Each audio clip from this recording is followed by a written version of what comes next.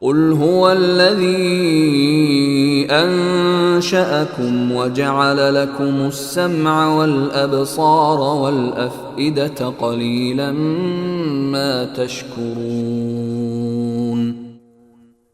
کہہ دو کہ وہی ہے جس نے تمہیں پیدا کیا اور تمہارے لیے کان اور آنکھیں اور دل بنائے، مگر تم لوگ شکر تھوڑا ہی کرتے ہو۔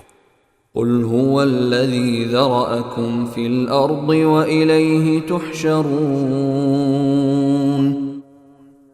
کہہ دو کہ وہی ہے جس نے تمہیں زمین میں پھیلایا اور اسی کے پاس تمہیں اکٹھا کر کے لے جایا جائے گا۔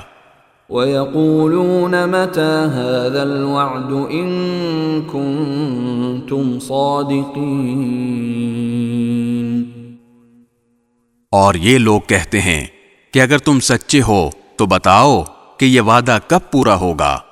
قُلْ إِنَّمَا الْعِلْمُ عِندَ اللَّهِ وَإِنَّمَا أَنَا نَذِيرٌ مُبِينٌ۔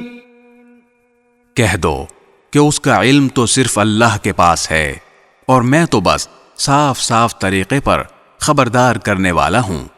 فَلَمَّا رَأَوْهُ زُلْفَةً سِيئَتْ وُجُوهُ الَّذِينَ كَفَرُوا وَقِيلَ هَذَا الَّذِي كُنتُم بِهِ تَدَّعُونَ۔